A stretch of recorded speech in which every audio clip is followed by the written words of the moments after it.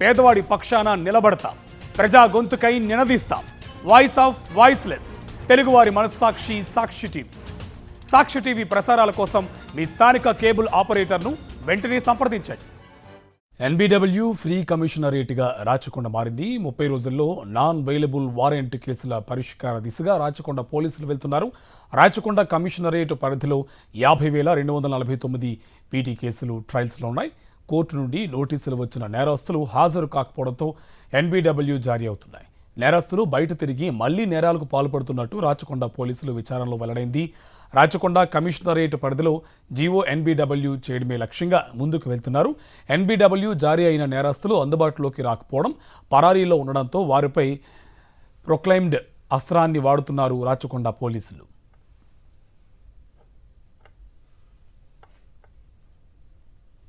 నేరస్తులు కట్టడిలో రాచకొండ పోలీసులు ముందున్నారంటున్న రాచకొండ సిపి సుధీర్ బాబుతో మా crime correspondent Amarender Reddy face to face. NBW free కమిషనరేట్గా రాచకొండ మారింది. అయితే నాన్ బెయిలబుల్ వారెంట్లు జారీ అయిన నేరస్తులు ఏదైతే కోర్టులకు ఇటు పోలీసులకు దొరకకుండా వెళ్తున్న నేపథ్యంలో రాచకొండ పోలీసులు 100% ఏదైతే ఎన్బిడబ్ల్యూ జారీ అయినటువంటి నేరస్తులను కోర్టులో అయితే సరెండర్ చేస్తున్నారు. ప్రస్తుతం మనతో మాట్లాడేందుకు రాచకొండ సిపి సుధీర్ బాబు ఉన్నారు. సార్, ఎన్బిడబ్ల్యూ చాలా చూసాం, పోలీసులు కొన్ని కోర్టులు గైడ్లైన్స్ ఇచ్చినా కూడా పోలీసులు నెగ్లెక్ట్ చేయడం, మన కమిషనరేట్లో మొదటిసారి ఫ్రీ చేయడం ఎలా చూస్తారు? యాక్చువల్లీ ఇది చాలా పెద్ద achievement. Generally rarest of rare achievements జరగవు. నేను వరంగల్ సిపి ఉన్నప్పుడు చేశాను. బట్ అంతకన్నా మోర్ ప్రొఫెషనల్గా, మోర్ బెటర్ వేలో మోర్ నెంబర్ ఆఫ్ ఎన్బిడబ్ల్యూస్ను ఇప్పుడు ఎగ్జిక్యూట్ చేశాం. రాచకొండ పోలీస్ కమిషనరేట్ను ఎన్బిడబ్ల్యూ ఫ్రీ కమిషనరేట్ను విత్ దిస్ మీరు ఎలా ప్రాసెస్ స్టార్ట్ చేశారనంటే, మేము మా అధికారితో మేము రెగ్యులర్ మీటింగ్స్లో చూస్తే మా దగ్గర ఎన్ని ఎన్బిడబ్ల్యూస్ పెండింగ్లు ఉన్నాయని మేము కోర్టు ద్వారా తీసుకున్నప్పుడు 2,847 ఎన్బిడబ్ల్యూస్ పెండింగ్ ఉండే. వాటిని మేము ఒక 14 టీమ్స్ అదర్ స్టేట్స్ కూడా, గుజరాత్లో ఉన్నాయి, రాజస్థాన్లో ఉన్నాయి, మహారాష్ట్రలో ఉన్నాయి, ఒడిషాలో ఉన్నాయి, కర్ణాటకలో ఉన్నాయి, ఆంధ్రప్రదేశ్లో ఉన్నాయి. ఇట్లా చాలా ప్లేసెస్ ఉన్న ఎన్బిడబ్ల్యూస్ చూసుకొని ఆ టీమ్స్ పంపించాం అక్కడికి. 40 డేస్లో 28th మే స్టార్ట్ చేస్తే 4th జూలై మేము we could complete this task. అవన్నిటిని ఎగ్జిక్యూట్ చేసి వాళ్ళకు 72% ఎగ్జిక్యూట్ చేసాం. అంటే 2024 ఎన్బిడబ్ల్యూస్ ఎగ్జిక్యూట్ చేసాం. 823 ఎన్బిడబ్ల్యూస్లో మేము 84-85 ప్రొసీడింగ్స్, అంటే ప్రొక్లైమ్డ్ అఫెండర్గా వాళ్ళు కోర్టు వారు అనౌన్స్ చేసే విధంగా, డిక్లేర్ చేసే విధంగా చేసాం. దీనివల్ల ఏంటంటే రూల్ ఆఫ్ లా ఎస్టాబ్లిష్ అవుతుంది.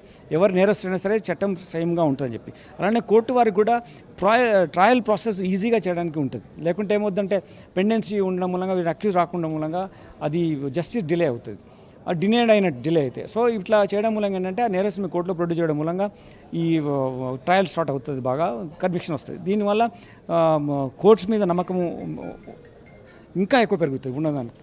దానికి మాకు కోర్టు వారు ఇచ్చిన సహకారంతోనే మేము ఇది చేయగలిగాం.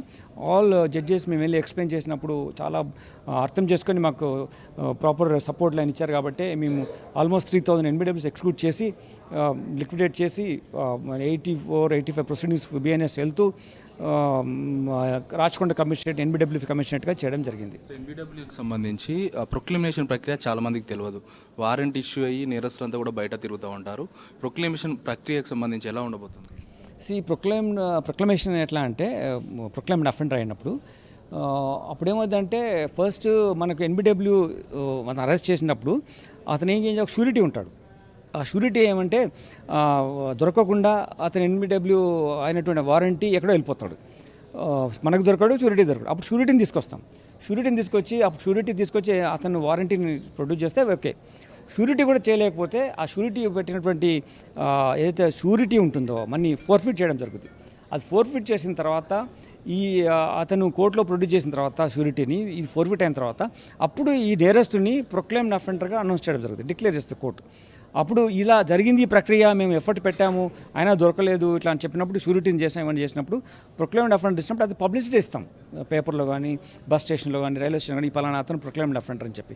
అప్పుడు ప్రొపగండా ఇట్లా ఇచ్చిన తర్వాత అతన్ని మళ్ళీ తీసుకొచ్చి కోర్టు వారికి చేయడం ముందు జరుగుతున్నప్పుడు ఇతను ఇంకా రాకుండా ఉన్నాడు కాబట్టి అతన్ని ప్రాపర్టీ అన్ని అటాచ్ చేస్తారు.